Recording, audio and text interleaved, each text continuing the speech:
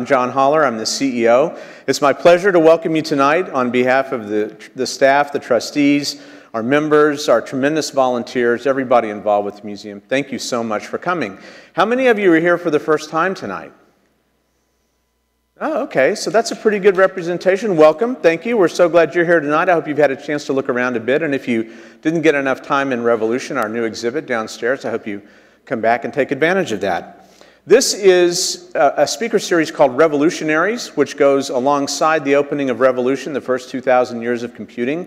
We're very lucky to have Intel as a major funder of Revolutionaries. This is their 4th year to fund our speaker series, 2nd year in a row for Revolutionaries. We're very grateful to Intel for its support. DARPA will be 55 years old next year. It started, of course, as ARPA, the Advanced Research Projects Agency, in 1958. Something very momentous had happened just the year before, if you remember. It was called Sputnik. And Sputnik had quite a bit to do with the formation of ARPA.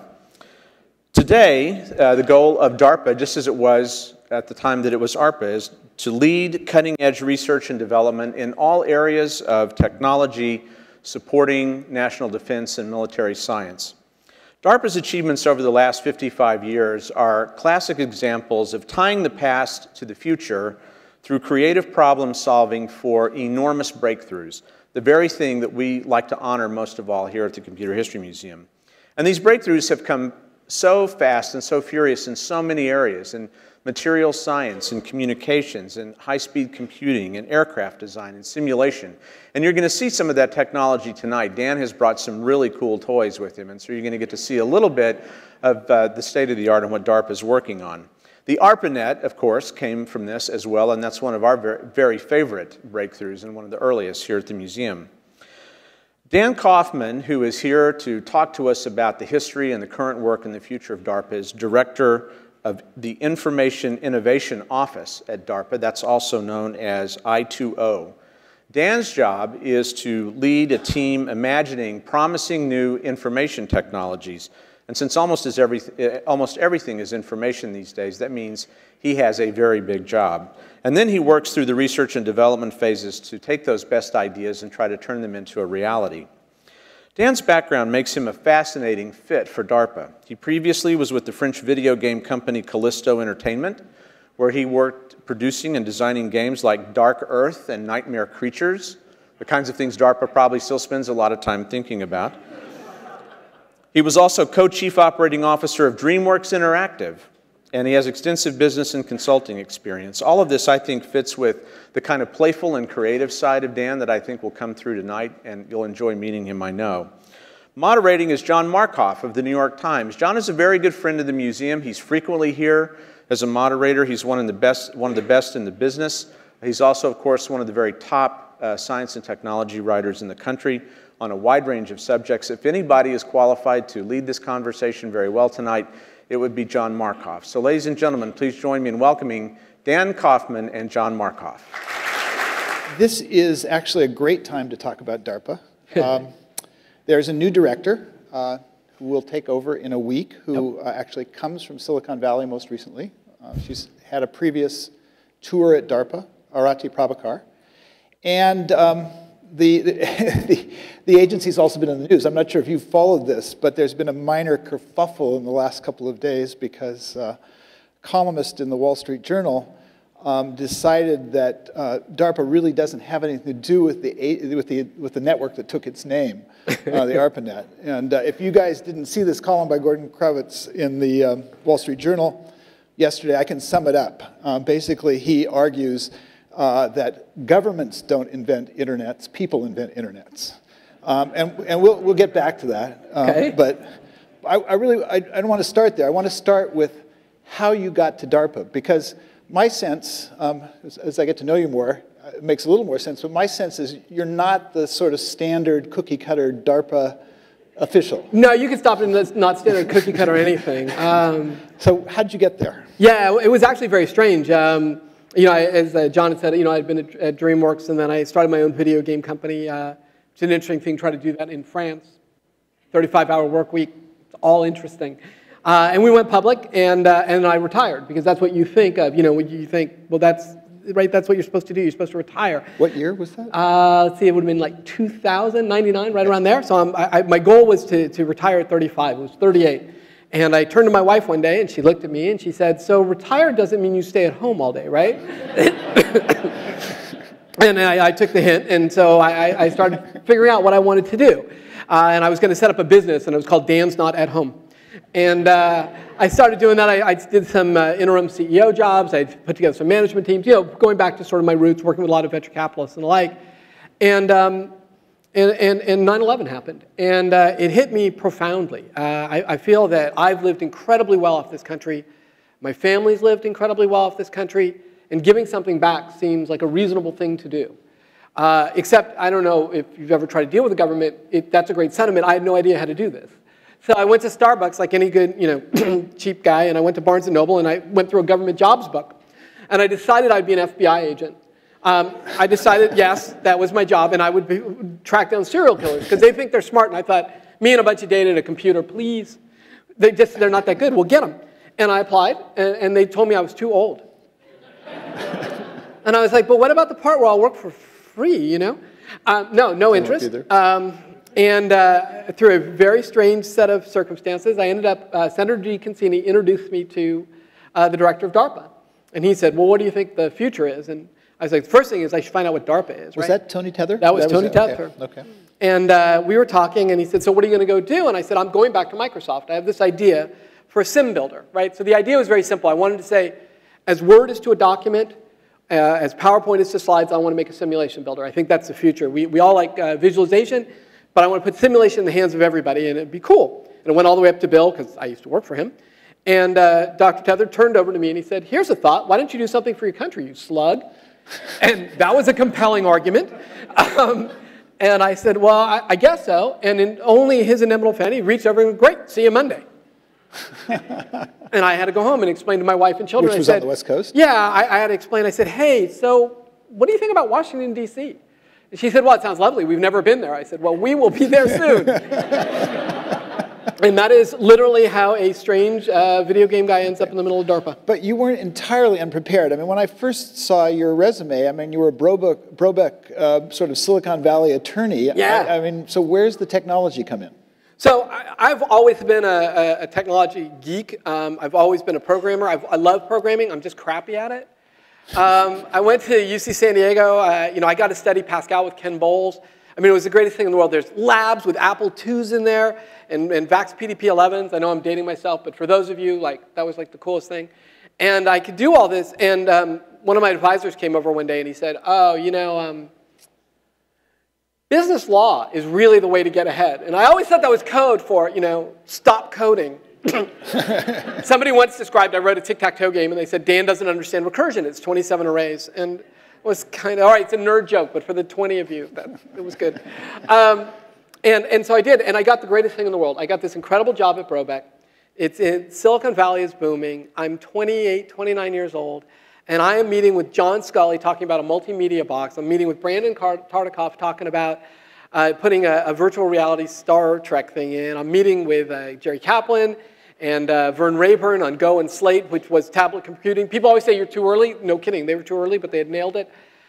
Jim Clark, right? I worked on Netscape before Netscape was ever known.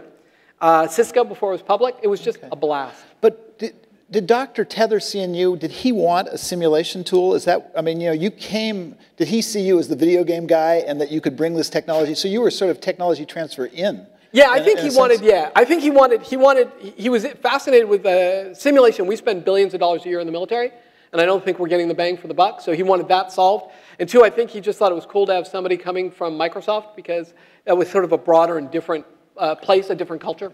So so after Brobeck, you helped Microsoft and DreamWorks. Tell us a little bit about that. Oh yeah, I founded the whole thing. So I guess that helps. Not Microsoft and DreamWorks, otherwise I'd be way too rich to be in this room. They wanted to form a game company, and the idea was take the creativity of Spielberg and the software sort of processes of Microsoft. No snarky comments. Put them together and get games to come out on time. We started in the Oakwood Apartments. It was 3 of us, and then we built to 8, and then we built a bunch of games. Probably the most famous became Medal of Honor, but And then eventually that team went on to form the Xbox. So, okay. So are you a gamer? I'm a huge gamer, yeah, okay. yeah. So even so, and so Steven, right? So that was bonding. So in fact, it's very odd, right? So first meeting with Steven Spielberg, I still remember sitting in this room, and it was he and me. He was doing a new Jurassic Park. And Walter Parks and Laurie McDonald, and all I can think of, I have this surreal experience. You ever have this? Like, I'm in this room meeting with Steven Spielberg. This is awesome. I should probably pay attention to what they're saying. But I don't know, it's Steven. And then I heard this question, and I thought, whoa, Steven Spielberg's asking me a question. That's awesome. Oh, crap, I should probably answer that question. That was pretty much how it went for the first 6 months. So let me just say a little interruption here. What we're going to do here is we'll talk for a while, and then Dan is going to take us through some of his projects at DARPA, and then we'll come back and talk some more with your input. So think about your questions. Oh, yeah, because you got to show technology. I can't just be up and talk, right? It's all about it's stuff. not all going to be talking heads. That's right. So I sort of associate you then with the personal computer era of the Valley. Oh, yeah. I mean, is that sort of... I probably owned all of them. Apple IIs, I have a K-Pro 2. In fact, it was very sad. I brought a K-Pro 2X. Well, my parents bought me a K-Pro 2X. And I was all excited. And when I got it, it was just a K-Pro 2. And I wrote a letter, because back then you write letters. And I wrote a letter and I said, hey, what's going on? I spent the extra, $128, and I want... So they sent me a little thing of memory card and a sticker with an X on it. And I was like, okay. So yeah, I had a Commodore 64, all that stuff. But I think you said before we started too that you were associated with the first tablet generation of the. And as a matter of fact, is Jerry Kaplan here? There's Jerry. Okay, so I don't know if Jerry remembers me at all, but so that was an amazing experience. Talk about again, it's like somebody who doesn't belong in the room. They have this incredible idea of pen-based computing. It seemed completely obvious to me, but what do I know? I'm 29. But it seemed good, and they have Dan Bricklin, who had built VisiCalc, and they've got Vern Rayburn, and they're all sitting there. And I remember my boss, Bob Gunderson at the time, and Tom Villeneuve said, you should go to the meeting, and you'll represent them. And I was like, I don't think they're going to let me in the door. But they did, and they were extremely kind to me. And what was incredible about not only that experience, but a bunch of them was, I think is what shaped me. Every meeting, I take copious notes, and I learned and watched what they did, all sort of really smart things they did that didn't work out, things they did that didn't work out, and I try to apply that in both in the company that I built and then also DARPA, of just watching. I was privileged to watch some of the real industry visionaries do their thing and watch and see what works and what doesn't. Okay. So now, fast forward, you came to DARPA, and you've basically had, is it right to say 2 tours of duty? Yeah. Or is that did you leave, or did you just... I did. Okay. I did. I started off as a program manager. So DARPA works, there's the director, the big boss, Arthi, who could come in. And then there's office directors. There's 5 offices. Our budget, to give you an idea, it's roughly $3 billion a year. So each office, you can do the math, about $500–600 million. And then under that are the program managers. And total program managers is about 100. So I came in as a program manager, ran a couple of programs. I did one thing we'll show here today, and then a sniper scope that was on future weapons. So that was kind of cool, if you're into like sniper scopes. And then I left, and they asked me to come back and run the whole software office. So I own everything from cyber offense and defense to big data. Before it was such a fad, I'm going to call it something else now. And social media, all that stuff. But they reconfigured things, too, when you came back. I mean, there was TICTO, there was IPTO. Yeah. IPTO was this legendary DARPA office, but it was subsumed, and you basically own computing. I do. That's exactly right. The right way to think of it? That's exactly right. I took over IPTO, and a very good friend of mine, Peter Lee, who's now at Microsoft, was running TICTO. And we get along great. We had a great time. And Peter built up TICTO, and I did IPTO, and we were collaborating. And we probably should explain the acronyms. I realize we're deeply into it means nothing to everybody, doesn't it? Information Processing Technology Office. It probably doesn't help you anyway. It was an office at DARPA, and it does lots of cool sensing stuff. And Peter had an office that did all sorts of very futuristic software stuff. And we got together, and when Peter left to go run Microsoft Research, he called one day and he said, I don't want anyone taking over the office. I want you to take it. I want you to create a new office. And I want you, will you do this? And talk to the director. And so I said, sure. And as he left, I asked him for some advice. I said, so what do you think? And he said, literally, and I still have this email. He said, look, you idiot. They are giving you an opportunity to build a $600 million office on computing to build anything you want. For the love of God, don't screw it up. Peter Lee. And that is the office, I2L. And, you know, history will decide if we screwed it up or not. And does that extend, does it extend to what, you know, what has been called supercomputing? Does that, like, exaflop machines will be, come out yeah, of your... so my office got so large, I actually took a couple of pieces off. I owned robotics for a while, and I also owned supercomputing, and I moved those off. But I own anything that's not hardware. So what you're going to do with those supercomputers, I have lots of ideas. That's me. Cool. So, you know, DARPA was started to sort of deal with the issue of technological surprise. We didn't want to be surprised again after Sputnik. What keeps you up at night? Lots. You know, I think a lot of things. One thing that we talk a lot about is that I think the military is extremely well positioned to understand conventional war, right? I mean, if you've not had a chance to interface with our military, you will be stunned at the level of professionalism and dedication these guys do. And they know how to fight a land war, an air war, a sea war, and it's really stunning. But I picture they have this thing called a COP, it's a Common Operating Picture, and they go in and they have a big board, and they know what that looks like. And then what does the cyber board look like? Nobody has any idea. And so we're trying to build that. What does the social science board look like? What does it look like when you don't want to bomb somebody? What does it look like when you say, I have some resources and I could put some money into building a school? Right, think about Iraq, right? So, you know, I could shoot the looters. I could put in running water. I could build a school. I could build a mosque. But by the way, you know, it's limited resources. You can build one. What do you do? And I don't think we've given the tools to the military commanders. I think if we do, they'll make the right choice. But we haven't given them the tools. They don't. This world has gotten so interconnected. And I think data is so big that I don't think people even understand it yet. I don't think we fully understand that. And that worries me, because my job is to prevent surprise, and I don't know where it's coming from. Recently, in the scientific community, there was a real battle over the publication of techniques for making a virus more contagious, I guess is the simple way to say it. Did you guys get involved in that? Does that slide over into computation because it's sort of... Yeah, like synthetic biology. Yeah, so we started some synthetic biology, and then I gave it to medical guys. That's a classic DARPA problem, right? So we see it coming. It's obviously extremely dangerous. It's very worrisome. And some people ask, why do you do it at all, right? And it's a tough question. But the way I look at it is, if the choice was, if I don't do it, nobody will do it, I'm into that debate. Maybe we shouldn't do it at all. But unfortunately, we do not live in that world. So somebody is going to do it. And if somebody's going to do it, then I'd rather us do it and see, can we put our arms around this somehow? Do we understand how to do this with safety? Are there procedures we can do? Because, you know, the ostrich defense has never worked. And so we do it. So we do it. I would say we're much more conservative and cautious than you'll see in commercial industry. We have tremendous safeguards, but yes, we do have that program. And, you know, you just had this change in leadership. How much of what DARPA does is sort of the imprint put on by the current director? So, you know, is there going to be a big change from Regina to Arti? Yeah, so the truth is I don't know until Arti shows up, but I've lived through one change. Yeah.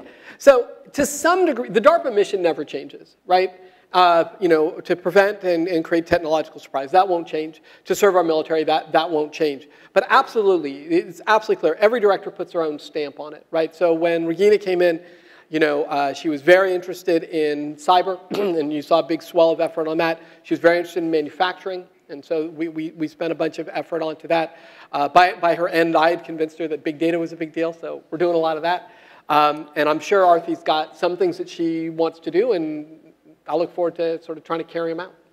And, you know, how much, probably made the mistake of looking at your budget for 2013 a little bit, and, you know, I could have used some help in trying to understand it. But one thing I noticed is, you know, the number that is associated with basic research is relatively small. I mean, I counted about $1/3 of $1 billion basic research, 1.2 million applied research, and 1.1 million advanced technology development. Basic research. In 1973, there was this thing called the Mansfield Amendment, and it sort of pushed you guys out of basic. You're supposed to do things that are just military applications. And yet, there is some basic money, and the country is not spending on basic research, either in the private sector or in the public sector, the way it it once did. So how do I interpret this $300 million? So we have a big push, actually, in basic research. I think the DARPA has, I think we have a different view of it, and it's certainly one I hold, and I drive hard in my office, which is I almost think they're false distinctions, right? So one of the things I tell all our performers is, if it's not world-changing and sort of DARPA-worthy, which really means basic research, then I'm not interested. But if what I get out of that is a whole bunch of papers, I don't understand how I go to some guy who's putting his life on the line for our country in Afghanistan and go, here's this awesome cover of Nature. You know, they're like, thanks. So what we do is, I don't know if you've heard this a lot, but you know, we talk about sort of Pascal's quadrant, right? So the idea is, I'm very interested exactly where basic science meets a fundamental product. So what we'll tend to do is, I'll have my program managers, the programs are usually like 3 years, 4 years, something like that. And so what's the dream goal where we need researchers? And we fund basic research, universities, no publication restriction, and do all that. But I want to know what the product is, because I think it actually makes research better. Building things is actually I believe, is part and parcel of research. So everything we do, you'll have something built in a year, and I want something built in the second year, and something built in the third year. And it may not be awesome, and it may not be the thing we want, but I actually think your research gets better. Otherwise, you can sort of sit back and you feel very happy in the lab, but you got to take your baby out and show it to people. And it's really scary, right? Because sometimes people look and they go, well, you know, they say no baby's ugly, but, you know, you've done it. So that happens, but I think we need it. And what about time horizons for research? I mean, one of the things about basic research and for the kind of research that goes on in the academy is that you have these things that are not tied to quarterly results. Mm-hmm. But in the defense industrial community, for example, often everything is tied to quarterly. I mean, so how do you balance short-term versus long-term? So the cool thing is we don't live inside the requirements of the DoD. So meaning in the sense of you know, where the military specifies what you want. We're really a blue sky organization. We can create whatever we think is a surprise. So I don't think innovation dovetails to a timeline. I think it's really false. You know, well, great innovation will take 4 years, or it'll take 90 days. I don't care. So my projects span. I have something called Cyber Fast Track, where I go from a proposal to a contract in 10 days in the US government, which is like already like DARPA worthy. In the first 3 months, I've released 30 products. That's on one hand. On the other, we're building a clean slate operating system initiative. You know, if that thing, you know, we have some early prototypes, but if that's really cool in 6 years, I will be stunned and pleased. So one more budget question before I let it go. There was a category called machine intelligence, and it zeroed out in 2013. What does that mean? Because you have things like cognitive computing. Does that mean that AI died inside of? No, it means we changed the. So all right. So one thing that's crazy about the government. So I love my job, but the government's a little odd. So you change categories all the time. So all that meant is that category went away, but the research doesn't. So in fact, we can talk about it. Well, obviously Siri came out of my office. Yeah. Yeah. If you hate that, I'm sorry. The military uses it. We like it. But yeah, no, we're doing a whole bunch of stuff. I actually think, I have to interject here. I think Siri's gotten a bit of a bad rap. I mean, I've been around long enough that I was at SRI in 1981 when Gary Hendricks showed me the first speech recognition stuff, and he could basically say left and right. And, you know, in terms of the Navy funding and having the ship turn. So we've come a ways since then. Yeah, we can go straight, you know. We can solve Zoe Deschanel's problems. It's all good. So, okay, you've been in the Valley. Yep. Now you're in the Beltway. Yep. What does the Valley look like from the Beltway? So it's actually funny. When I was in the Beltway, I was bemoaning. You know, I was like, oh, gee, I miss Silicon Valley because there's all this incredible energy and all these great startups, and you know, the grass is always greener. And so I've been feeling like that. In the last couple of years, I got out. And I started touring around and going back to a lot of my old haunts. And it's really interesting to see. What I've seen is the small companies still, in my opinion, still have the same passion and everything that I love, and I'm in love with those guys. And you can see it, because you walk in and there is this sense of urgency about them. They don't care what you think. They're just building this product. But sometimes when I see the larger companies, it's interesting. The ones that are really famous, you can almost see them struggling with it. And it happened in my company, too. You know, when you're small, you know, you live and die on every decision you make. And so, you know, when somebody says, well, you may fail and you'll go away, you're like, dude, that's Tuesday. So that's no problem. When you get big and you go public, like I did, well, now I've got shareholders and I got to do things in quarter. And my appetite for risk, which you would think would be inverted, right? Now I have the money and I can actually take risk. I don't take risk. And it's actually one of my fears, and hopefully I'm not upsetting people here, but that's one of the biggest struggles I think that big companies have. They got big because they did awesome stuff and took risks, and they get big, and it's easy to pull back in. And I think you're crazy to do it, because if you follow the history of it, there's always that young, smart company that comes by, and that's how you become a small company, and they get to be a big company. So your point about small, agile projects that fail early. Yeah.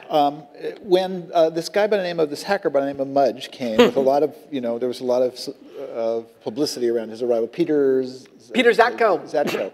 He was supposed to sort of create a cluster of small projects. Yeah.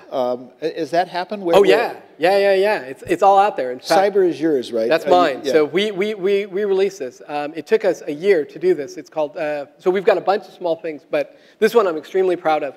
We went out to the hacker community and I said, so why do you not, compete? Why don't you send products in to the government? And you would think, oh, with this hacker community, they don't like the government, and you're all evil and stuff. That's not the case at all. Lots of them are, they want to help, and they just told me the truth. They went, first of all, your IP rights are stupid. I'm not giving up all this IP rights for a stupid grant. Second of all, dude, I can't figure out the paperwork. It's going to take me 9 months to get a contract for $100,000. I can just walk down the street and someone will give me $500,000. It's like, that's pretty compelling, right? So you're like, well, okay. So I asked him, I said, what if we fix this? Mudge and I sat down with everybody. We went around. Said, what if we fix this? If we fix it, would you come? And they said yes, and maybe I'm a sap, but I believe them. And so we made the following promise. We would put it out that they can own their IP. We'll just get the government rights, for the government stuff, but they can own it, build companies, and that we would go from contract proposal in to contract done in 10 days, and the average period of performance would be 90 days. And we have, I actually have the book. I should have brought it, but I'll show you. I'll send you a copy. We have the first 30 products. They're all done. They're transitioned out to NSA, CIA, all sorts of places. The next book, every quarter, you're going to get another book of 30 programs. And it's great. In fact, I just dropped his name, but the guy who got in trouble from Apple, the big fuzzer, his name will come back to me. But right, so basically what he did was very clever. He basically took an app. Apple didn't think it was clever, but he took an app, put it in the App Store, got it all checked in. Then he could take out his own app, turn it into malware. He just did it on his own license. He never spread it out. He's a white hat hacker, and showed that it could do to show the vulnerability. Apple got very angry and revoked as I hear the story I've heard, is they revoked his license. So we signed him up on Cyber Fast Track, and he's now building really cool stuff for us. So if you can if you can out Silicon Valley, that's a win. Well, to that point, so there's a classified world that you live in. Yes. You got 1 foot in the classified world. You have 1 foot in the non-classified world. There is a perception in the unclassified world that things move slowly, and compartmentalization inside the classified world is a disadvantage in terms of innovation. You've seen both worlds. I think in large part that's true, right? Whenever you get classified, you're limiting your number of performers. It's never good. But the truth is, and I've made a move. So I've moved, I think, in my tenure, more of our cyber programs from classified to unclassified. I try to unclassify everything I can. There are some things that are just really too dangerous to get out there. There are things that would put the US at risk, or they're major strategic advantages, and you just have to accept that. And so that's what I do, and I just sort of get over it. But we changed cyber. So there used to be silos, right? There were offense guys and defensive guys, which I don't understand at all. And then there were classified people and unclassified people. So we broke down all the walls. I read everybody in. We have one group. I've even brought in the EW guys because I think that's part of cyber. I brought in the big data guys. And so that's our group. Okay. So 4 years ago, 5 years ago, under Dr. Tether's tenure, there was a period in which DARPA and the academic community were at loggerheads. That's very generous. They hated us. I did a small poll yesterday, and I think you've largely repaired that damage, but it sounds like you did it intentionally. I mean, you did it. So talk about that a little bit. Yeah, well, when I showed up at DARPA, I was the only software guy inside my office, which was DSO, Defense Science Office. And literally, I'm not exaggerating, at least twice a week, maybe 3 times a week, I would get a phone call from some angry university software researcher going, you know, you guys don't fund us, and we're not doing anything, and we hate you. And all I can say is, you're right. I'm sorry, I don't run the agency, but thanks for calling. But I mean, I appreciate you're angry, and I feel badly, and I am a program manager. I have one program. I could fund you, but I can't, you know, I can't solve this problem.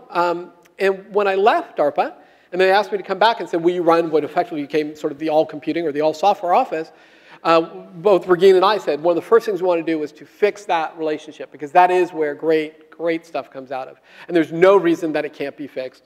I never believe that you say no. And so the first thing was to get off our lazy butts, and we went out and we did a tour. And we went out to universities. We also flipped things around. So in government speak, 6-1 research means basic research.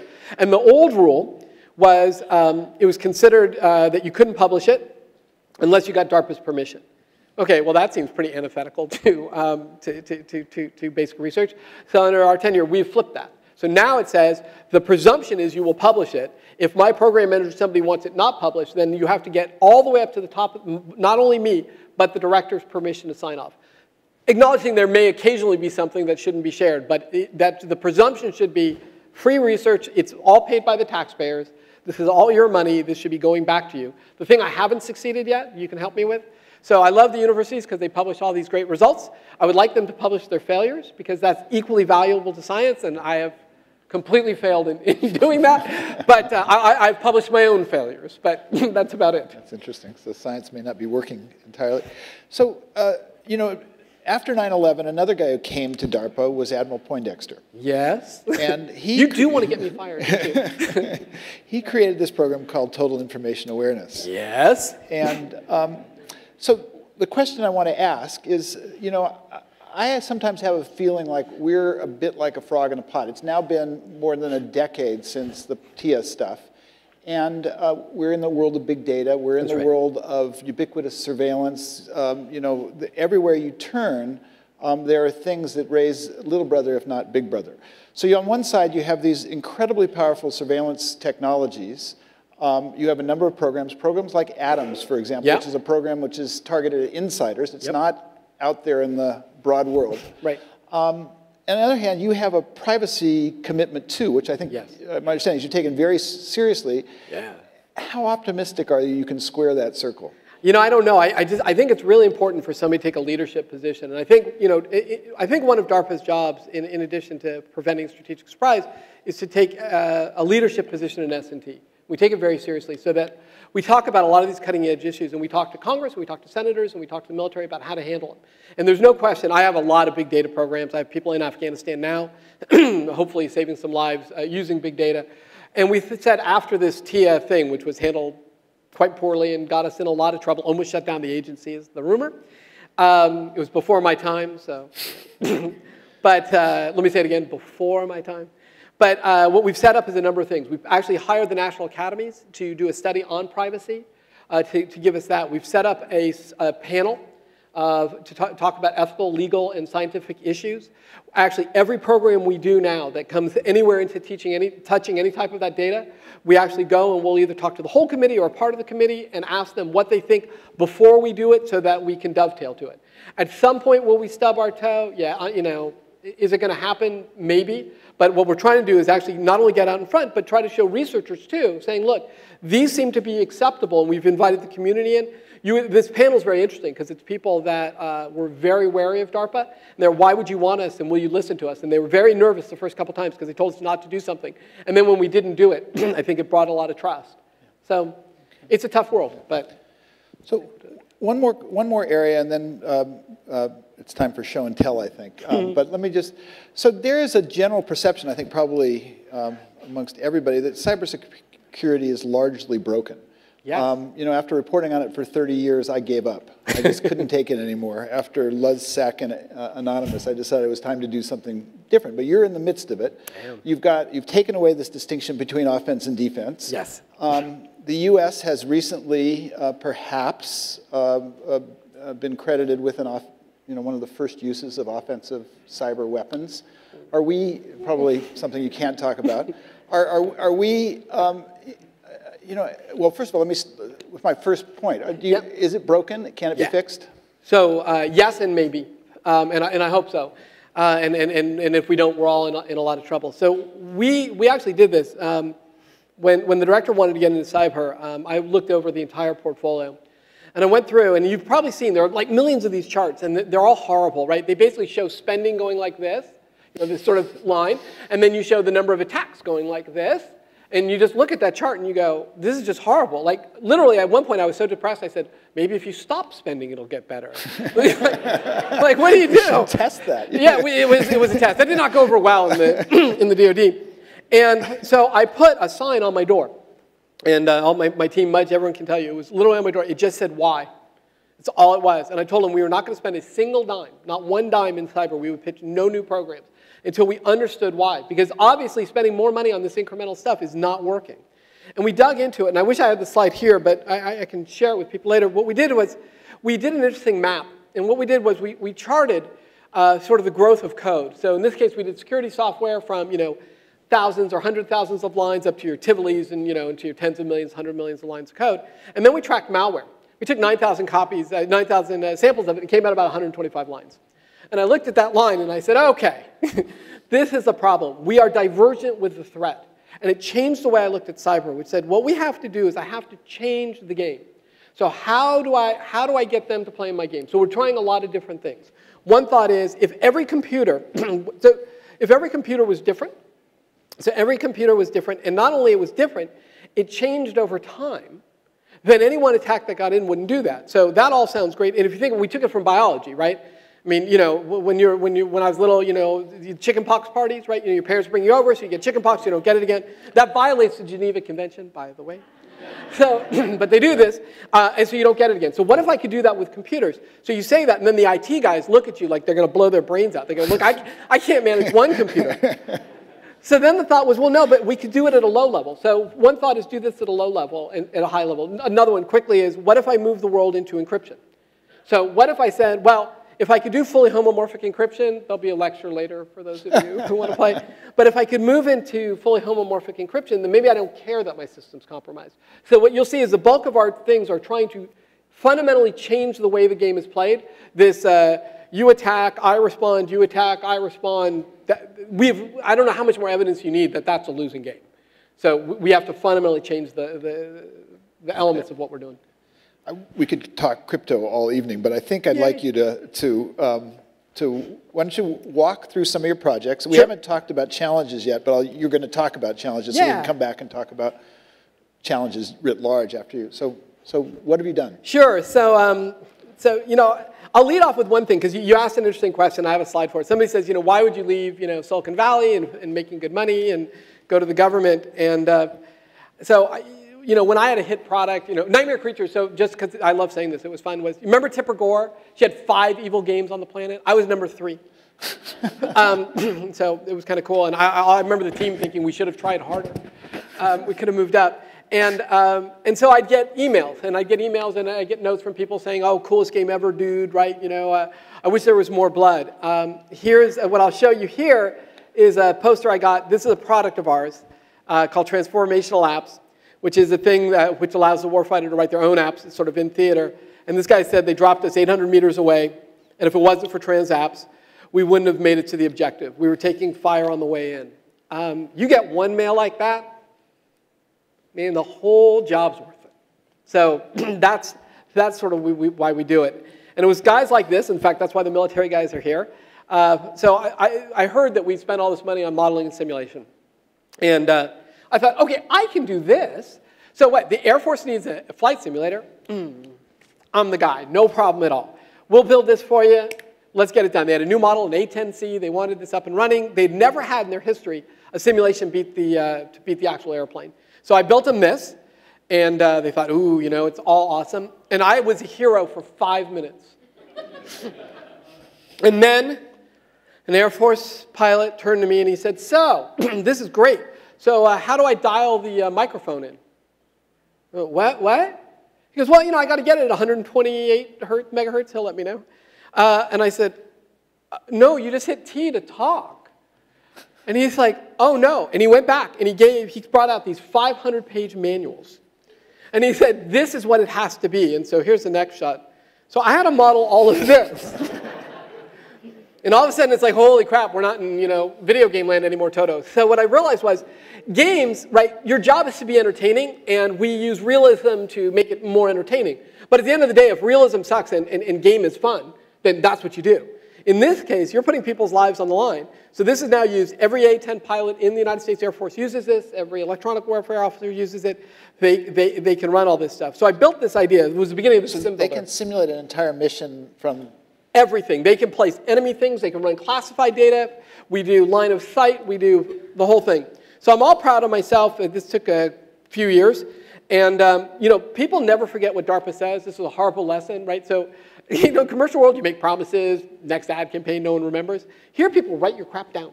So then the military in particular. So I said, oh, it's a sim builder. It'll build everything. And then the Army came by and he went, So I saw this, and I saw you do a Predator, and I saw you do an AC-130. What about the ground guys? It's like, oh, okay. So we can show you this. So we built this up so that, and the idea here was to build Afghanistan so they could do a patrol, run around, see sight lines. You can imagine a kidnapping. What's the right way to go? And I don't know. It's my life, I always say I'm good in short doses. So I'm doing great for 10 minutes. And I said, it's the stupidest question ever. I said, so how many square blocks do you need? And he looked at me and went, what? Well, 4 blocks. He goes, son, I need 225,000 square miles of Afghanistan. So we built that. We've got there are a bunch of patents and stuff actually going on it. We had to crack and change all new ways to do terrain. So we built that for the ground guys. And so that seemed to be going very well. And I thought, okay, now I'm done. I've got air, I got ground. I did a thing. I did a thing for the SEALs, but it's classified. So just trust me, I can do water. It all seems good. And I said, I'm done. Then the intelligence agencies came. I think they wanted to break this. They said, well, can we go all the way down to faces? Could we actually do detection deception? So I'm going to show you a little of this. I'm going to give you a warning about it, which is you may not want to know this if you're married. Just a thought for you. So what I'm going to show you here is a little bit of a movie. And this is something we use. The first time she comes up, she'll just say a normal sentence. Then she'll say one, we've slowed it down and greatly exaggerated it. Can you pause it right there? That'd be great. So it'll be greatly exaggerated. She'll smile. Then she'll show you anger, and then she'll show you disgust. But pay attention because there'll be a test later. It's DARPA. There's always a test. What this is showing you here is, and it's probably hard to see, but everything we do has deep science behind it. This is actually, you can move every single muscle and every single bone is completely modeled in the face so that we have ground truth and we can do this. So we'll let her talk.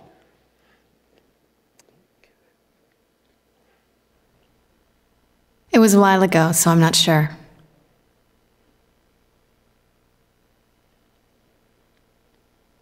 It was a while ago, so I'm not sure. Happy. It was a while ago, so I'm not sure. Angry. It was a while ago, so I'm not sure. Disgust. All right, now if we'll pause it here in a sec. All right, so now that you think it all done, now I'm going to play one at actual speed.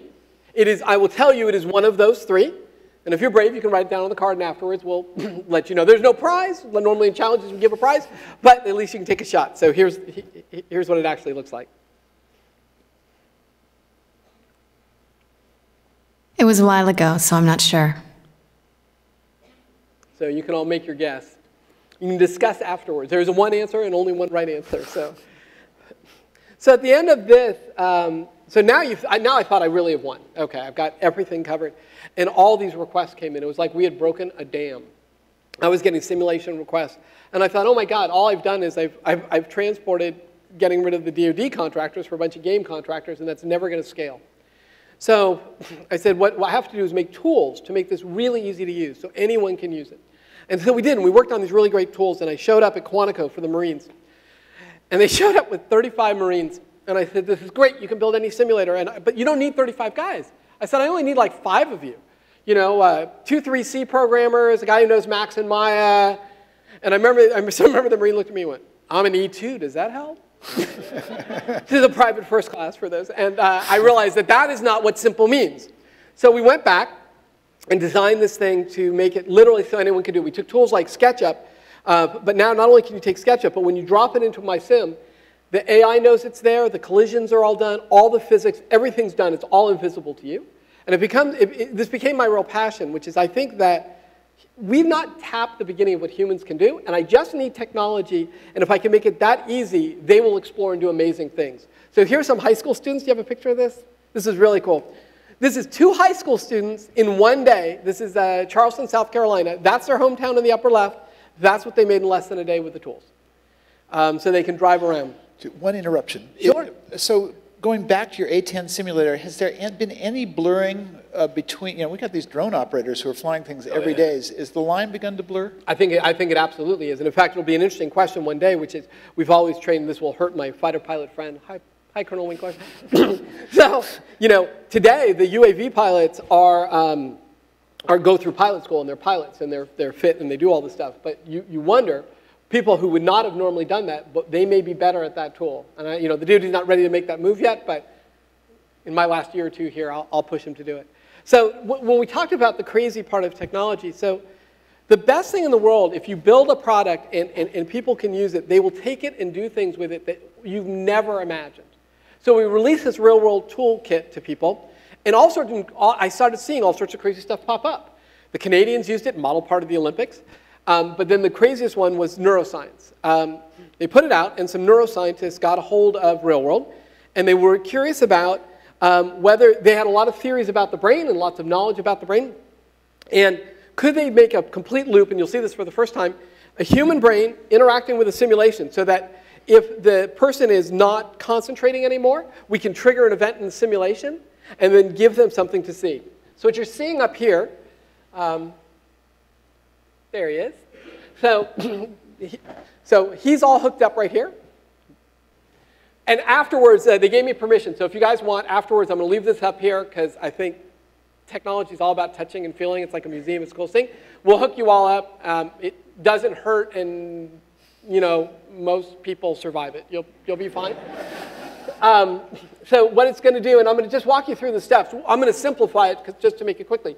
But that's what we're monitoring on him. And in there's some level of knowledge. But the power of software is levels of abstraction, right? It's the ability to take something to a higher level.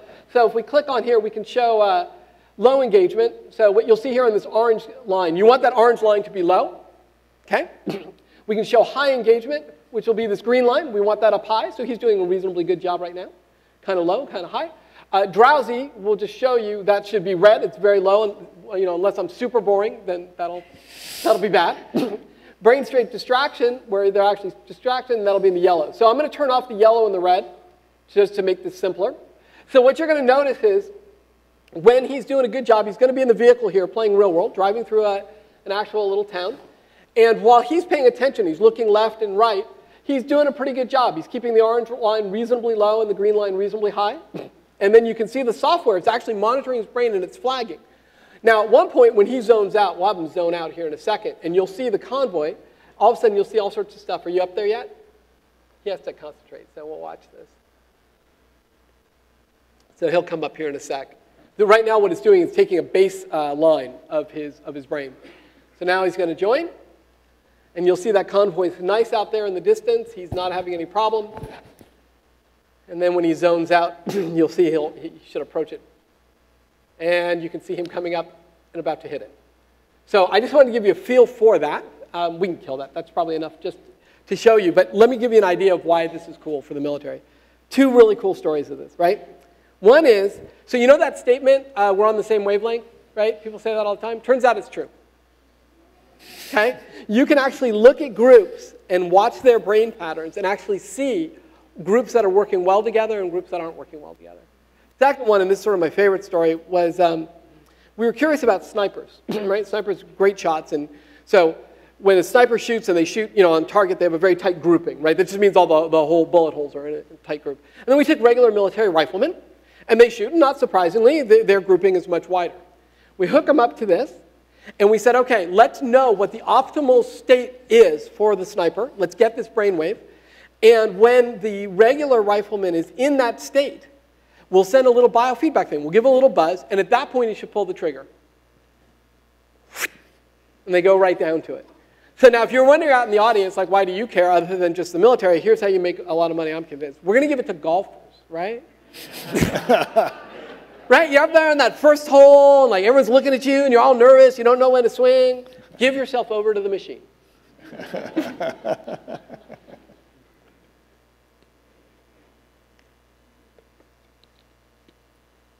So fold it. Yeah, you want to talk fold it? Do you have, I thought you had some. I have stuff on fold it. You Yeah, want to talk fold it? actually, I'd like to talk fold it. Yeah, all right. So at the end of real world, right? So I got really turned on by this whole idea of how technology just can make people do things they never knew they could do. But the one problem with real world is you still have to be a subject matter expert. So I made the tool super easy, and you can build an A10, but you got to know about an A10. Or you can do a neuroscience thing, but you got to be a neuroscientist. So in typical DARPA fashion, we asked like really crazy questions. The question became, well, what if you didn't have any subject matter expertise? But humans are inherently, we're creative, and we're inventive, and we're problem solvers. So one of the greatest problems going on right now is this idea of protein design folding. Extremely difficult, and it's fundamental because this is how you're going to get breakthroughs in drugs and therapeutics and understanding diseases. And the problem is you need to be a biochemistry PhD, and we can only produce so many of them. And that's a pretty narrow bandwidth to get them through. And so I was talking with David Baker and Zoran Popovic up at University of Washington, back to helping out universities. And they had this crazy idea that said, well, what if we could take this whole protein design thing, abstract the rules. Again, take the abstraction, turn it into a game. And if you turn it into a game, then we can make anybody do this science. And after the laughing died out, and we pitched it, we did the classic DARPA thing. So DARPA talks about this all the time. We go from impossible to improbable to inevitable. So we said, we're going to build this game, and my headline to Dr. Tether at the time was, I said, housewife in Peoria cures cancer. And, and he funded it, so who knows. So we did. So the first thing was you can never abstract these rules, you can never build a game, and if you built a game, nobody would ever play it, right? So I think I have a shot of the game. So this is one of the first ones we did. At the top is the unfolded structure, so that's not solved. And here at the bottom is it's all solved. So we did that. I expect, I don't know, like fanfares. I must have a very high opinion of myself. I think I have all this love. And people are like, well, yes, they say, but you haven't really done anything of merit. These are just silly proteins. I mean, yes, you can synthesize them, but why haven't you done something real? And you're like, holy crap, it was impossible like a year ago. Give me time. But we did. I don't know if people saw this article, but this was an article in the LA Times where the players of the game actually have begun to, they looked at a retrovirus protease, which is one of the steps to doing AIDS. And I love this little thing on the bottom. I don't know if people in the back can read it, but it says, the next time someone tells you that playing video games is a waste of time, feel free to bring this up. So it's just, to me, it's this wonderful thing of, you can tap into humans to do all sorts of stuff, and technology is your friend. And have how this pattern recognition capacity you're tapping into, how generalizable do you think it is? So, all right, so this is the coolest thing about going from impossible to so we say impossible, improbable, inevitable. So then we show this, and now everyone comes up, can you fold it? It's become a verb. So I think it would apply to a ton of things. I think it would apply to everything. We're talking about archaeological reconstruction, right? What if I get the whole crowd to go put all these pieces together instead of that one guy, what about packing? So this sounds silly, but literally we could save billions of dollars in the military by packing these jets more efficiently. So rather than doing that, why don't I turn it into a Tetris game, put it out to the crowd, have everyone do it? I could give you the exact size, weight, and shape of it, and I'll give you $50, man. If you save 10%, you're in. So you can do a lot. And then the last one was, Zoran and I talked about where could you extend it the most, and one was education. So I think it's one of the most important things we have. I need to grow more program managers, and they got to come out of somewhere. And we did a lot of STEM education work at DARPA, but it frustrated me because a lot of it felt very much like charity. And it's not that charity is a bad thing, but it was just giving money to things. But it didn't feel DARPA-like. DARPA should be a science project. Like, what is the science of learning? What can we do? And so one of the things that we did was we built a game, and it's called Engage, which is to teach kids fractions. And you can go online, we'll give you the site later, and you can go play this. And the coolest thing about this is, let me take a step back. So think about this. Everyone's had a great teacher, right? Everybody's had a great teacher. And what is that great teacher? That great teacher moment is when you totally didn't understand something, and they came to you and they showed it to you in a different way, and you had that aha moment. And the question is, why does not every kid in the world deserve that experience? Right? Why can't I make teachers be able to do that? And the answer is because classrooms are big and you're in a big bell curve. And if you're not in the bell curve, it's not for you. So to heck with that. So we built this game called Engage for fractions. We have a new one too. And the idea is the game changes as the student moves on. So we actually watch, we're actually monitoring them. We watch all the things, we see where they get stuck, where they get frustrated. We figure out the groups. We see, oh, kids who've gotten stuck here often do better there, and without them ever seeing it. So everybody gets a private curriculum. They all get to see it. They all get to progress at their own rate. We're going to feed that to the teacher, so the teacher now can really do the teaching. Instead of just lecturing at you, right, which feels very 1950s, I picture them walking around, and they actually have 30 individual students, and they can actually sit down, which is what they want to do, and get each kid to have that amazing moment. So, and this has been done for you as a DARPA project. Oh, yeah. So, you know, the early experience of the first, I think they're called MOOCs, Massively Online Classrooms. Yes. Their biggest problem is completion. You know, I believe that the Norvig Thrun class was probably the highest completion rate that these big classes have had. They have this huge fall-off problem. Do you think you've solved it?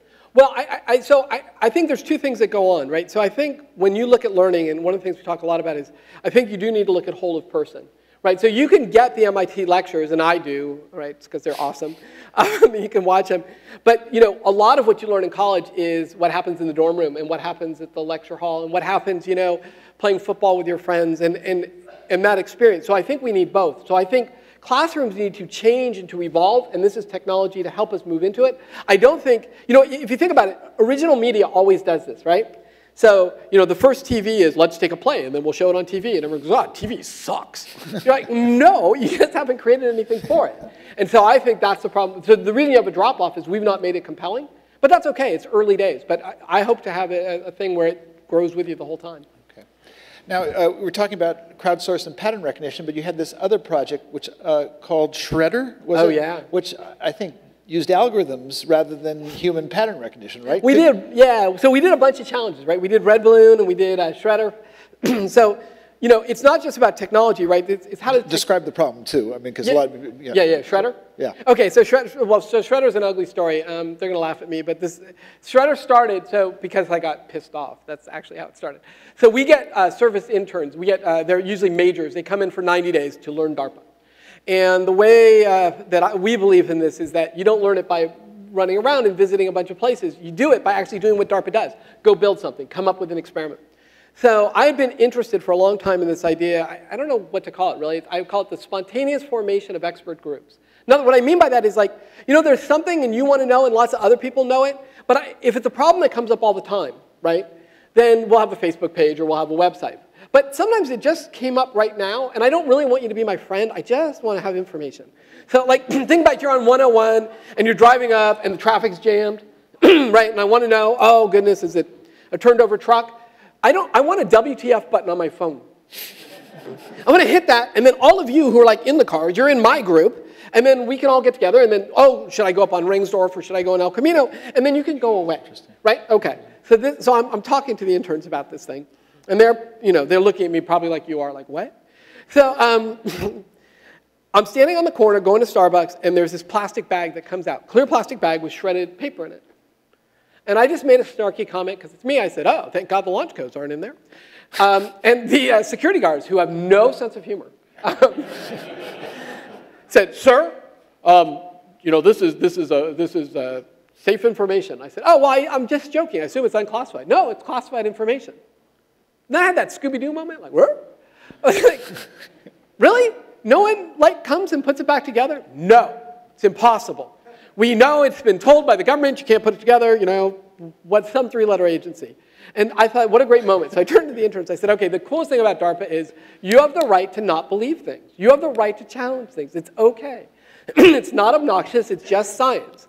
And does that sound right to you? And they went, no. Well, yeah, it's not right to me either. I don't know anything. So we went out, and we bought a bunch of shredders. And we bought 5 levels of them, like little crappy shredders to good ones. And then we gave a prize, and we put it out to the world and said, okay, I have shredded 5 documents, put them together. 34 days later. Did you mix the documents together? There were 5 mixed documents? Yeah, well, so we actually did them. So we started, I wanted everyone to get in. So the first one was really simple. You could actually do it by hand. And it was 1 document, and you could do it. It was really funny because people were like, oh, I'm on my way to $50,000. You're like, well, it is an exponential curve. But, and then the second one, by the 5th document, it was, I think we had 3 pages. It was handwritten. There was a drawing. It was pretty tough. And we sent it out with no regard of how to solve it. Didn't care how you do it, right? Just trust in people. And it was fascinating. Some people went with crowdsourcing. They said, oh, we'll do it. You know, we've seen you in Red Balloon and things. We'll put together a big thing. But you forget there are bad people out there. So they'd put together the puzzle, and other people would mess up all the pieces. Oh, shit. You didn't put the bad people in, did you? No, I would not do that. and then another team, right? But this one team came out, and they were actually here in the Bay Area. It was an odd mix, and it was exactly what I mean by spontaneous group. It was this guy who was a video game programmer, and his girlfriend, I think, who worked at Genentech in biology. It was some woman that they had met at a party who was great at doing puzzles, and 6 of them got together, and they cracked it. And it was awesome, because here we have this result. Everyone tells us it's impossible. Here's the puzzle, if you want to see it. This is page 3 of the 5th one. So this is how much they put back together. They did it all by software. How long did it take them to do this? So to do all 5 puzzles, they submitted it in 34 days. But now they can put, with this now, they can put one back together in about 15 to 20 minutes. It was awesome. And it was really cool. So we invited them in. To come and chat. And it was pretty cool to get a bunch of people who don't know anything about the government. They're like, so, I mean, is it okay? Like, you know? And I'm like, yeah, you'll be fine. You'll be free to leave. It's okay. They came in, and we brought pizza and Coke, because that's what we do at DARPA. And we all had pizza and Coke, sat around. And all of a sudden, FBI showed up. NSA was there. They became very popular. Yeah, so it was just another really cool thing. And was this, how similar was Red Balloon, and how, I mean, were you trying to solve the same problem? Were you trying to self-assemble small teams, or it was different? Yeah, totally different, right? So Red Balloon, so for people who don't know Red Balloon, so Red Balloon was cool. Another class came in, and my deputy director, Norm Whitaker, takes huge credit for this. It was really cool, and Peter Lee, too. They came in, they're looking for a project, and what's a good DARPA project? And I said, well, what do you guys care about? What interests you, right? That's the heart of things. And they said, well, social media. Social media, and it bugs us because, you know, all our commanders are old, right? These guys are very young. They're old, and they don't get it, and it's going to be the coolest new thing, and we can't get anyone to pay attention to it. I was like, okay, that's an assertion. We need to build something. So give me a problem that you think is totally impossible, that they will agree they can't solve, and let's solve it. Using social media, that's how to do it. And so we came up, and they came up with this idea. They said, all right, we're going to take 10 8-foot wide red weather balloons, and we're going to put them randomly across the United States. Put them up for one day and back down. And can you find it? And we went all the way up. We went to the Air Force, the Army, DNI, and everyone was like, there's no way. They're too small. You can satellite. No one's going to see them. This is just silly. Why are you wasting the intern's time? Like, well, we're DARPA. You know, why not? Let's take a shot. So they did. And internally, we didn't agree. So half the office, there's 5 officers, half the office directors thought it wouldn't be solved. The quarter of them remaining thought, of the other half thought it would be solved, but it would take months or years and whatever. And a few of us were like, I don't know. Like, weird things happen. So if we put it up, I'll show you the results. Yeah, 8 hours, 52 minutes. Yeah, no kidding, right? If you don't think that got the attention of the military in a pretty big hurry. And we got lots more classes to come in. So what was fascinating was how these guys solved it. It was really cool. They basically they used social media for a reverse Ponzi scheme. It's so clever when you hear it. So that's what they did. What they said is, look, the odds of any one person finding a balloon is like really small, right? I mean, what are the odds? So if your job is you got to go find all 10 of them, like that's boring. No one will do it. So they said, here's the deal. John will make you a deal. If you find one balloon, I'll give you $2,000. But if you recommend the guy who finds the balloon, I'll give you $1,000. And if you recommend the guy who recommends the guy, I'll give you $500. 48 hours later, they had a network of millions. Interesting. Well, were there some meta rules that came out of here that disappeared into the intelligence community? No, but we're still analyzing the data, which is really cool. One thing that's actually really interesting, though, was we literally had no rules. So some people spoofed the data. There was this awesome Photoshop false balloon, and it stymied. It was MIT and Caltech. They were going back and forth, and they both got stuck. And when they came in for the interview, when MIT won it, I said, how did you disambiguate? How did you get rid of this false data? And what they said was very interesting. They said, well, what we noticed was that if you got one balloon location multiple times in very short order to 3 degrees of precision, that was crap. Because humans have much larger sense of error. And so they dismissed those, came in, and won the whole thing. That's very cool. It was cool. It was for the 40th anniversary of the internet, so we gave them $40K. So there's this, well, let me finish on the challenge question, because is it right that you haven't had a grand challenge since automobiles, autonomous driving? since the 3 cars. Did you back away from the idea of grand challenges? No, I don't think not at all. I mean, obviously the new director gets picked. I have to say this all the time or I'm fired. But no, I don't think so. I think they're awesome. But the key is you got to come up, you need an idea that really sparks the imagination of the country.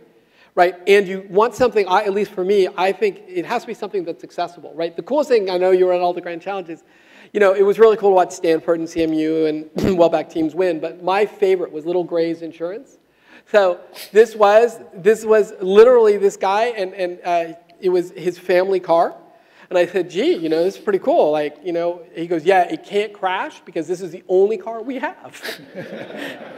And, you know, the fact that they could participate, I think that's, in many ways, that's sort of the strength of what we have, and it's something I want to encourage and get people back into sort of the love of just science and learning and technology. And so, yeah, I definitely want to do a big challenge. These are small ones to keep it alive. Okay. But if you have a great one, there's a stockpile of challenges that you guys have got. You have some challenges that are sitting out there that haven't been announced? We do. We have 3 in our heads that I want to do, but I can't tip it off early, right? Because then you'll be tipping it. Understood. So there is this notion of DARPA hard problems. You've talked about them. I wanted to ask about one in particular to see where it is on your radar, and particularly because it resonates so much with the history of the Valley, and that is, if you go back to 1964, here, right around Stanford, there were 2 laboratories, both DARPA funded. One was on one side of the Stanford campus, that was John McCarthy's laboratory, and one that was on the other side of Stanford campus, Doug Engelbart's. And one guy wanted to replace the human mind, that was McCarthy. He wanted to build an artificially intelligent machine. If you read his original DARPA project, he thought it was going to take 10 years. He didn't say starting when. The other guy, Engelbart, wanted to augment the human mind. And my sense is that tension between replacing and augment has really sort of been the central tension in computing since then. Are you, first of all, is AI still one of your big pushes? Yeah. And you know, how optimistic are you? You're familiar with the term singularity. Yeah. Where do you come down on the question? The Kurzweil guy is smart, evidently. You know? Are we close? Well, no, I don't know that we're close. So I'm a huge fan, and we do it. I definitely come down on the side of augmenting, you know, people. I will fund both because I think it's the future. But I think one of the weird things about technology, and one of the things I want to change sort of before I leave this office, right, is that we have this very odd one-way conversation with technology, right? There's some task we don't want to do. I don't want to add up a bunch of numbers, so I make a calculator, right? And it does it for me. I don't want to search a whole bunch of articles, so you know, I just have Google do it for me. But it's never 2 ways, right? And I want to have 2-way conversations with my technology. And I know that probably puts me in a home somewhere, but nonetheless, I think, so if you think about AI, here's the frustration with AI. People build an AI system, and if you use it, sooner or later, it tells you something stupid. Right? Sooner or later, it always tells you something stupid. And then you go, well, that was stupid. Now I can't trust it, and I throw the thing away. Well, you have friends that say stupid things all the time. Right? And you don't throw them away. So what's the difference, right? The difference is it's clarification. Right? So if I said, hey, hey, I know you're running off to Starbucks. Will you bring me all the coffee at Starbucks? You are unlikely to back up a massive truck. You know, you'll just go, did you want a venti? You know, it's like, yeah, I'm looking for that. So in my view, so I got to tie it to the military because how I look at it. So we have this thing called ISR, Intelligence, Surveillance, and Reconnaissance. It's basically sensors looking around at the map. And I imagine in the future, what I want, and we're starting to try to build a little piece of it, is this. So I have all this data. I can't possibly watch it all. And I picture the computer talking to me. Don't freak out. It's not Hal. And he says, hey, Dan, you told me you're interested in crowds of people when they gather. You might want to look at monitor 3. There it is. So I look up. And it's a supermarket. And I'm like, you know? Like, no, it's a supermarket. I'm not interested. And he goes, okay. And then 5 minutes later, I want it to come back to me. And it says, hey, so I know you told me you're not interested in supermarkets. I totally respect that. But you also said you're interested in police cars. And there's a whole lot of police cars there. Are you interested in that? And I say, yeah, I'm interested in that. And if you think about it, we've had a whole Boolean conversation, right? We have programmed this computer to do it. And to me, that's sort of, I mean, we can go really crazy. You want to spend 2 minutes go real crazy? Sure. All right, so real crazy, here's what I think. and this is not DARPA, this is me. Okay, I think that there's only one resource in the world that you can never grow, right? Which is time. It's the only thing. And you always think, God, if I had more time, there's articles you would read and conferences you would go to and all sorts of stuff. It's the one thing you don't have. So I think when you're born, you should have a baby AI. And I want a little baby AI born with me, and it's going to grow up with me, and it's going to learn everything I'm interested in. And so what I picture is I go to sleep, and then I wake up in the morning, and my AI goes, hey, while you were asleep, I was out at this conference in Beijing. So there's these two guys, they're kind of idiots, but there's this awesome paper, and you ought to read that, and I did this, and I did that, because that's what I want. And to me, that's sort of the future, is it's not AI to replace me, it's AI that partners with me, learns me. So think about search, right? We talk about this all the time. So search, I search, and I get 1,000 hits. Okay, I don't know what I do with that. And then they go, well, it's distillation, right? So you'll put it on the Wikipedia page for me. It's cool, we're doing that too, it's nice. But what I really want is read the 1,000 articles, find the 3 that I would be interested in, highlight the 2 paragraphs I should read, and give me that. Yep. And when I ask a question and you ask a question, we should get different answers. Yep. So that's what I want. So Neil Stephenson wrote a wonderful science fiction novel called Diamond Age, which is sort of to your point. We're building it. So, in terms of grand challenges, is the Turing test too much of a cliche for DARPA? No, I don't think it's too much of a cliche. What I want to do, though, is, again, if we're going to do it, and people can brainstorm with me afterwards, a couple rules we have to have. One is we have to be extremely clear about what it means to win, right? Because people are going to put their hard effort into it. 2 is I want to make it accessible to everybody. I don't want you to have to own a multi-million-dollar lab to get in this thing. It will help, no doubt. But I want somebody to be able to do it in their garage.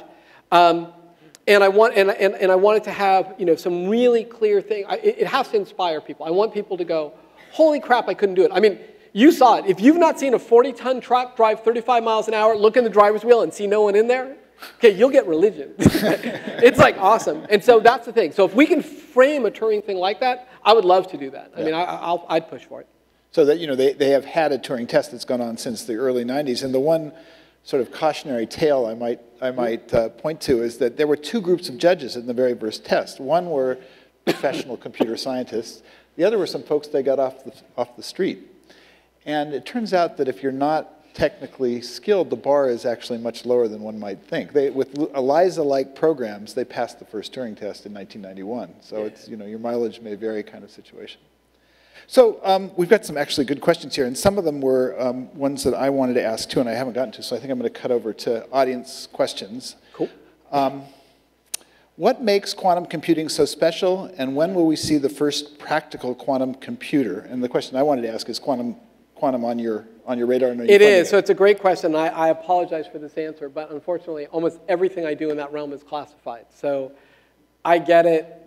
Yeah, it is a big deal. And so that would be a yes. But I can't go further than that. Otherwise, I will. Okay. Like, they put you in penitentiary. They don't play in this role, so. Okay, well, here's an interesting one. Can too much information kill innovation and initiative? How do people on the ground making decisions manage information effectively? Yeah, so that's a great question, and it's absolutely true. So we've done experiments, actually, at DARPA where we can load the warfighter up. We did it with fighter pilots. We've done it with other people. And what happens is you actually selectively shut down. So what will happen is, so if you ever, and this has happened to you in your life, you may not know this, but you'll be doing too many tasks, and somebody will swear they told you something, and you will swear up and down they never said it. Well, what actually may have happened is you actually took it down. The thing that was worrisome for us, though, is it doesn't appear that you selectively bring it down in any particularly intelligent way. It may be last in, first out. And so one of the things that we were interested in looking at researching to help the military commander is, how do I filter the information that's critical to him at that time? So right now we do it by training. So if you look at, like, I'm looking over at Colonel Winkler. If you look at his plane, and it was awesome. I got to fly in the back of an F-16. Okay, most fun thing you can ever do. It is amazing what these guys are doing. They're solving 3D geometry problems in their head. They're on the radio talking to 4 people, coordinating the whole thing. But what they've done through incredible training is they have a very smart way of doing that. But whoever asks the question, you're right. They're going to get swamped too, and we're going to have to build intelligent systems because eventually no one will keep up. So yeah, I'm sold. Did you keep your lunch?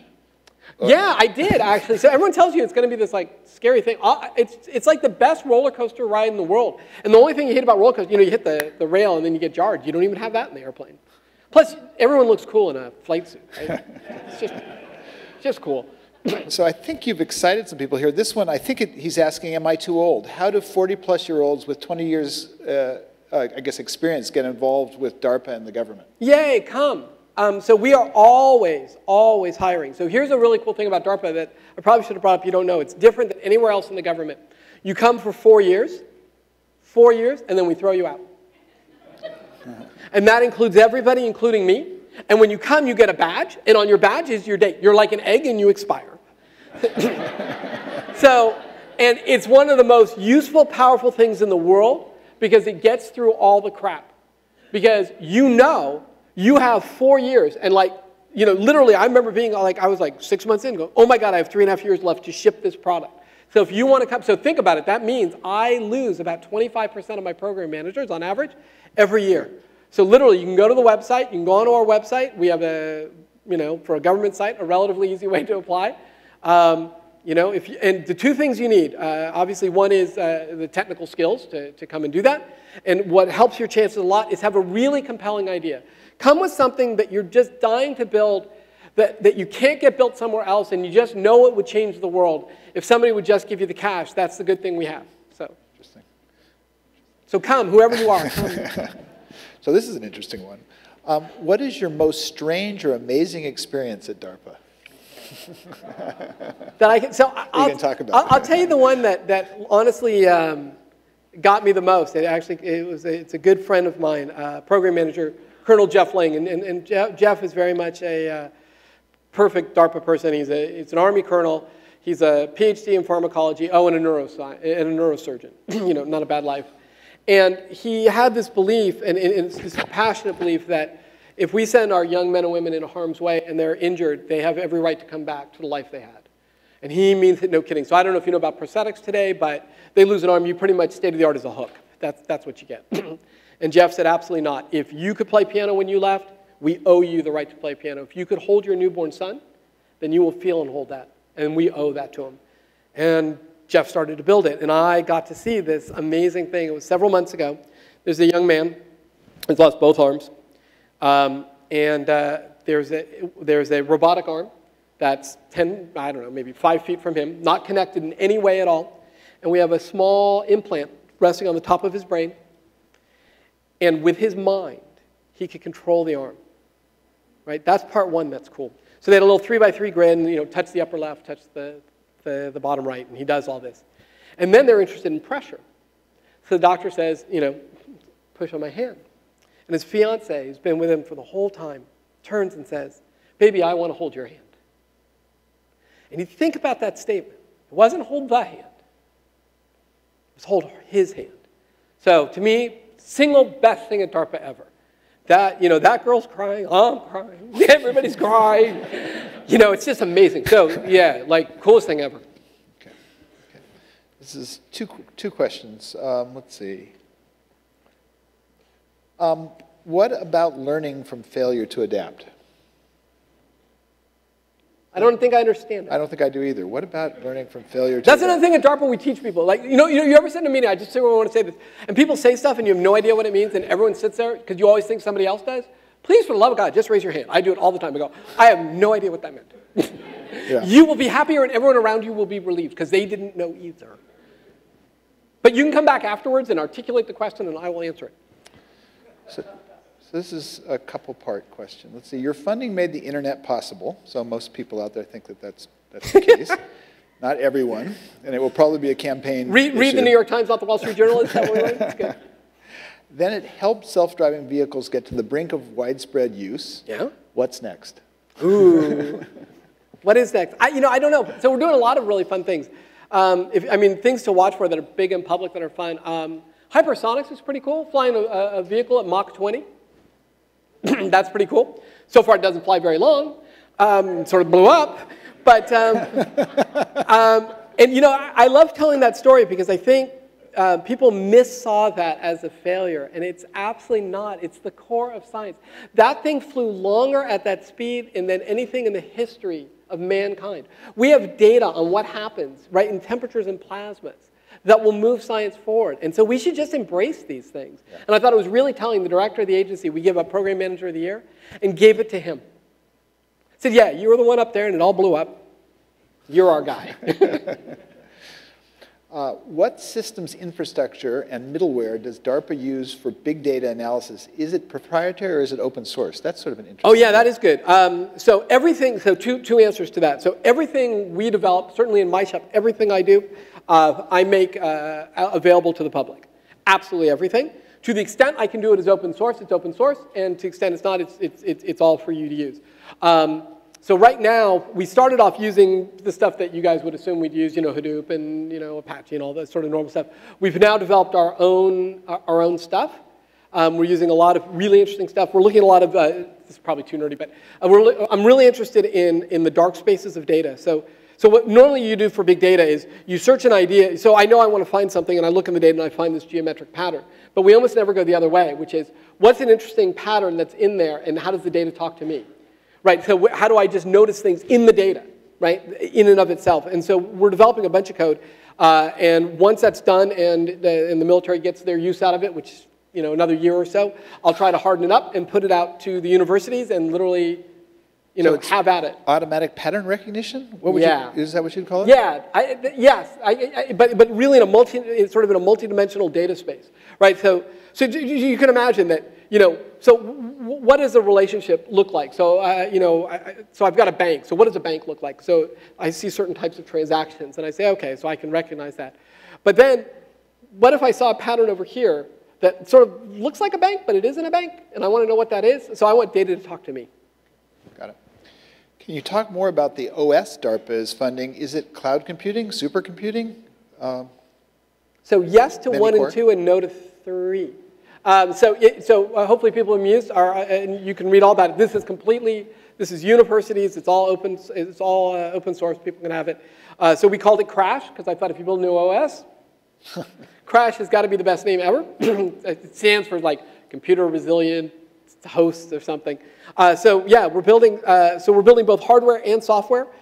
We've got the first instantiation of it. Up and running. The idea is to make, as we talked about, to change things at a low level. Trustworthy, to make the hardware and the software. Absolutely. And then we're also doing a parallel program for the cloud. So the DoD is very interested in moving to the cloud, right? And so the thought was, I don't think it's a question of if the cloud gets infiltrated, it's merely a question of when. So the question is, how do we stay up and running? So we call it mission resilient cloud.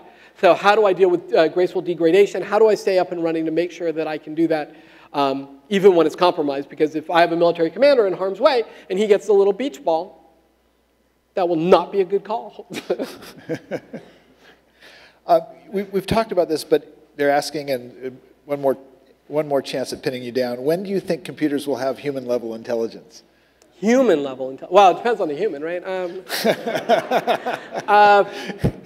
I think you will find.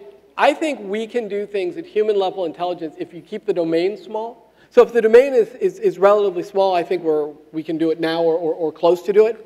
It's one of always the problems with expert systems. So I was at Microsoft during the whole thing that was Bob that became Clippy. So how'd that work out? Yeah. So if you do an expert system on something small enough, it's perfect and it's great. Except it's not a very interesting expert system. It's like, hey, here's a bottle. You can open it. You can close it. It's like, expert system, okay. Or you get too broad. So one of the things that we're interested in, so just to give you an idea of this, what if I could do, as weird as it sounds, a crowdsourced expert system? So here's the thought. What if, so one nightmare I have is we get attacked in cyber, that's one of the things, and let's say it happens to both us and the Chinese, and so we're both down, okay? So then the game is whoever rebuilds first wins, right? That's now the race. So how am I going to do this? So one thought was, well, I don't have millions of people in the government who are all great at doing this stuff, but I do have a bunch of experts. So what if I could have a system watching these guys, and I watch what they're doing, and I don't interrupt them, because the last thing I got to do is take these experts off their thing. And they don't have to talk. They just do it, and I'm watching what they do. And they're watching what everybody else is doing. And then they watch the guy out here, who's not really an expert, doing a system, and he goes, hey, so I don't know anything. I'm just the AI, but there's a really smart guy, and he does these 3 steps before he does that step. You might want to think about it. So for me, that may be at least one thought of sort of the future of AI. And I would argue that's pretty close to human intelligence. It's like calling a friend. We're a smart friend. Yeah. What has been your most effective way to identify/brainstorm new threat types? Yeah, so it is funny because, you know, I had this problem when I ran my software company too, right? It's very hard to patent things because engineers, once you solve it, you don't think it's new and novel, so you don't ever write out the patent. I think it's the same problem with threats, right? What's surprising? Well, if you can think about it, it isn't. So I always get very worried in these war games when they go, here are the 4 things we're surprised by. I was like, well, actually, definitionally, no. So it's not very big. It doesn't make me popular, but it's what I say. So what we do a lot of is, my favorite thing to do is I run out to all these odd places. I go to universities, I go to conferences that usually are not about this, and I just hear, most of these ideas come up, I hear a couple of people talking. You know, I really remember, because this was UCSD and University of Washington, going, you know, there's Bluetooth on your car? And so he knows where I'm going with this. And then, of course, next thing, there was some research, and what you can do is you can actually go on and you can control the complete car. So you can sit there with your live iPad and do it. So to me, that's where the surprise comes, and I think our job is to, that's why we have to be out there. I spend most of my time trying to be outward facing and just talking to people. Yeah. Here's an interesting one. Hi, Dan. I am one of the many mentors at the Thiel Foundation Fellowship. What are your thoughts regarding the 20 Under 20 program? I guess this is Peter Thiel's funding of young people to skip college and go directly into entrepreneurial. So, I guess it's like all things. You know, maybe it's bad. I don't really believe in blanket answers. So I think, obviously, some people have done extremely well not going to colleges. So I'm not anti it, but as a general, I think there are 2 wonderful things about universities, and I certainly encourage them. One is the relationships you form. I mean, I still have friends from college, and it's very dear to me, and I think that's critical. But it's also, and something I worry we get away from, just understanding first principles is really key. You know, we were talking about this, I was talking to a couple of profs down at UCSD where, assembler isn't really taught much anymore, right? Trying to get everybody into Java. And I said, I think it's a waste. It's not that anyone needs to program an assembler anymore, but, it's important to realize that at one point you're just moving bit registers, right? So you need to know that before you move up. So to me, that's the big role universities have. So we're drawing close to an end, but these are just too good. I have to ask you this. Sure. Two-part question. When will DARPA invent the hoverboard, if you haven't already? What is a hoverboard, first of all? Well, I'm assuming, so remember we were all promised jetpacks, right? Right. And we actually did. So the truth is we made one. It's just impossible to fly and steer. Other than that, it's a winner. It turns out the physics on that are really hard. But there's one, you can try them out. Okay. And then this is one that I don't know what you're going to do. What's going on at Area 51? I wish I knew, The one thing I'll tell you, actually, I was laughing about the hoverboard. So here's something cool. So at least I always like to type back something real. We do have a program, actually, called Z-Man. So we were studying animals. Animals are fascinating. And geckos, geckos are the world's greatest climber, and they climb with van der Waals principles. So we wondered, could a human being climb a wall with van der Waals principles? And it turns out you can. And we just did this several months ago. You put these pads on your hand. We give you a sheer glass wall. I would recommend being roped in because it's DARPA science, like you never really know. But we got a 150-pound man, 25 feet up, walking straight up like a gecko. It was really cool. Now we got to work on the self-cleaning part, because the one part I don't tell you is that when the dust comes, down they come. So, we're getting there. That's great. John, or how are we doing on time? You good? Okay. All right. So thank you so much. No problem, man. Awesome.